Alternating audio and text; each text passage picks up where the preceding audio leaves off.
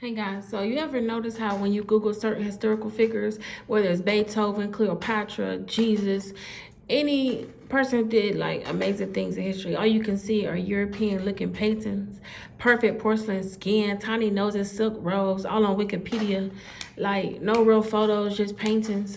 So where are the real faces at? So let's talk about how art, portrait, and power are used to erase color from history, because when you control how people look, you control who the world believes they are. Period.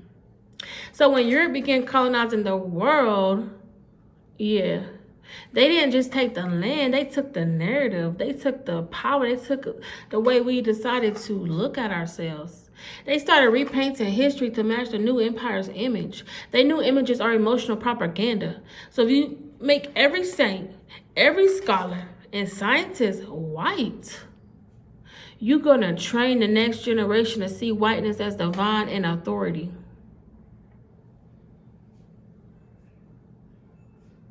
So let's start with Beethoven. He was described by his peers as dark, ruddy complexioned, and thick lipped.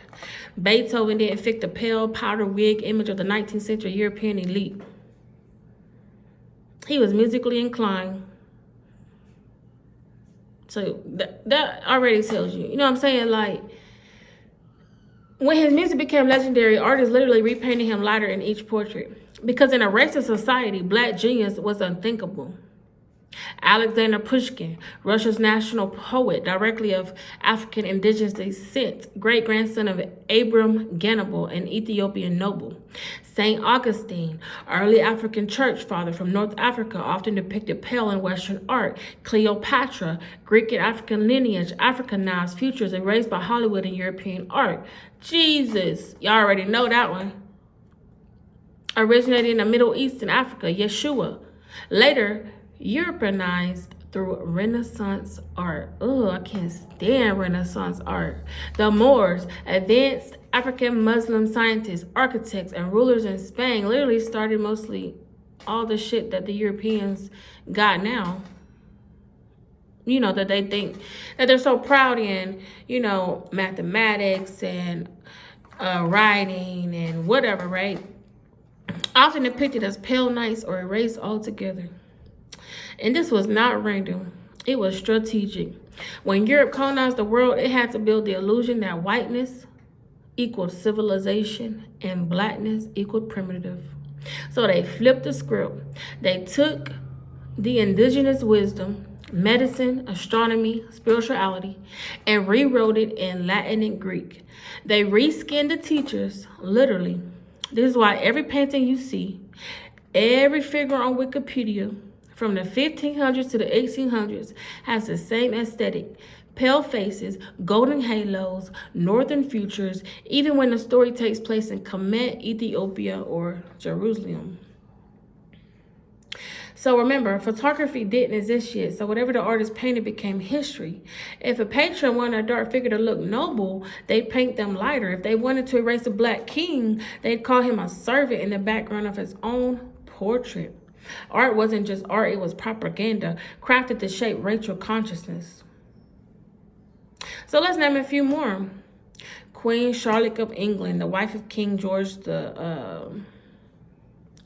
third, widely documented to have African indigenous ancestry, yet lightened in later portraits. Hannibal Barca, the Carthaginian general from North Africa who nearly conquered Rome, later depicted as a European soldier.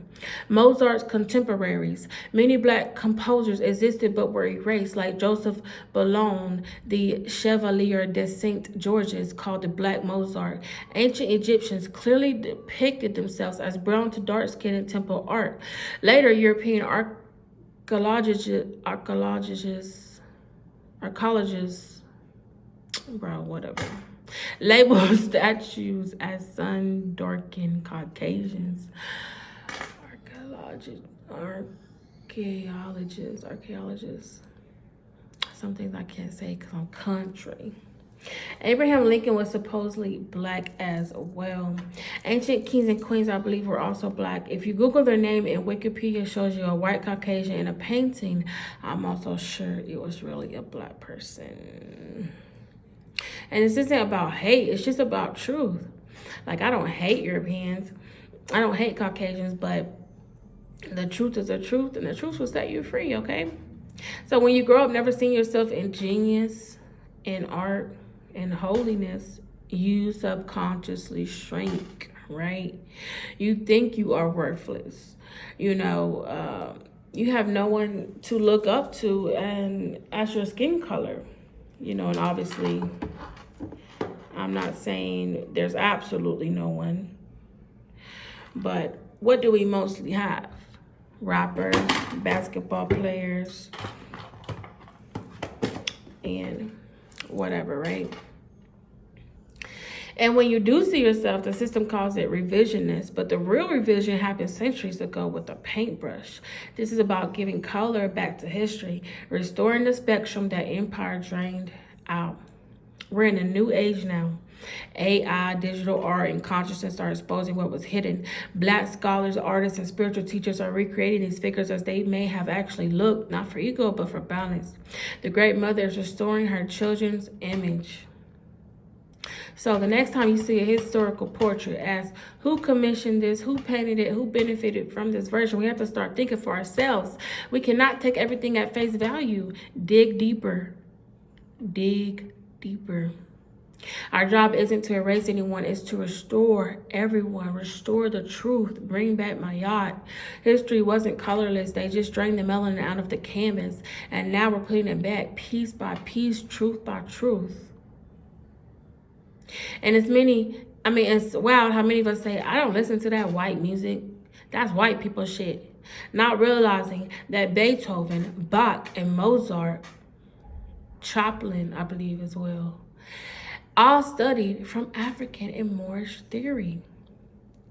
From spirituals and blues to orchestral composers like Chevalier de St. George's, from West African drumming to modern R&B and Afro beats, the full spectrum.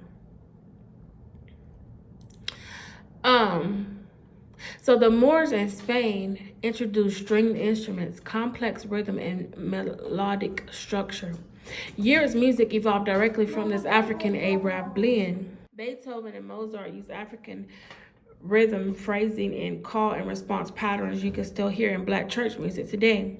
Blues, jazz, rock, hip hop, every new genre the West created came from us, just renamed and repackaged. So when someone says that's white music, it's the echo of colonization talking. They made us forget our fingerprints on the keys. We created harmony, they copyrighted it. We created rhythm, they standardized it.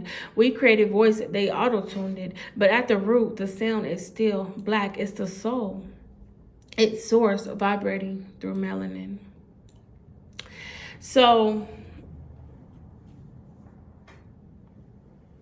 the full spectrum is indigenous rooted.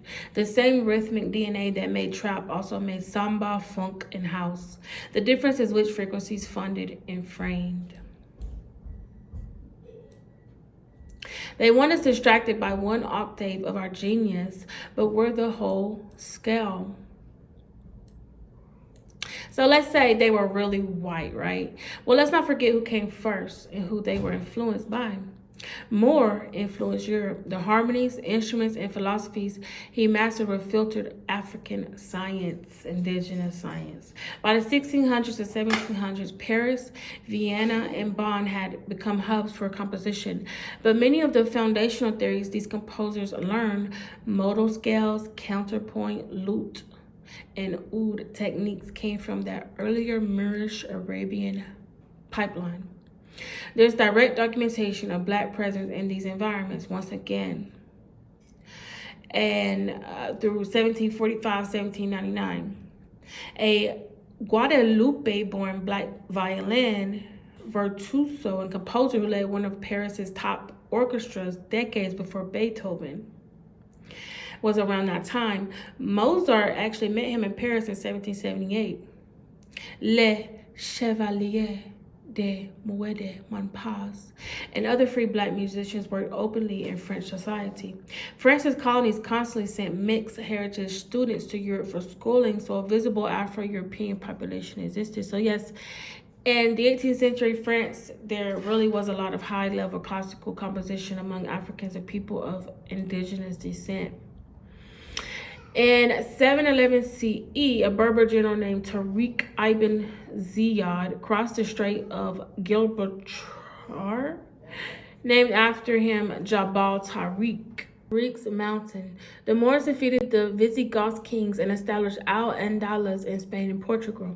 Their capital, Cordoba, would soon outshine the rest of Europe. Paved streets, libraries, running water, and street lights, while northern cities burned wood for warmth.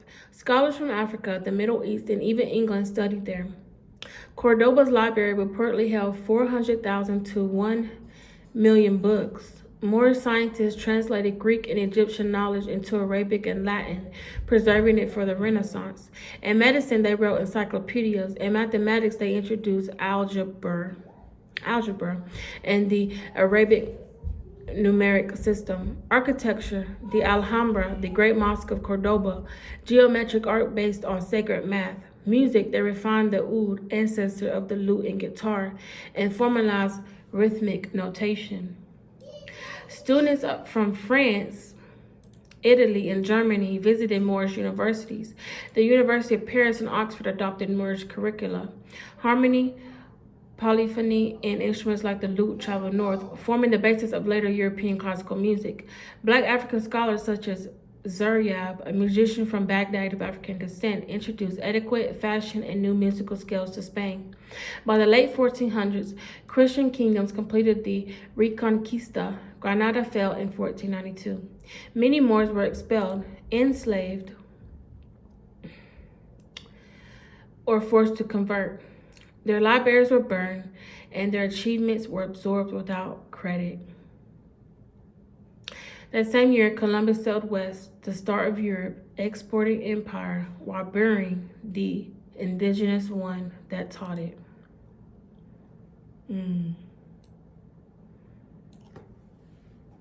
So remember who you are.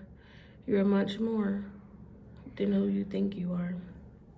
Your ancestors are much more than who you thought they were. Bye, guys.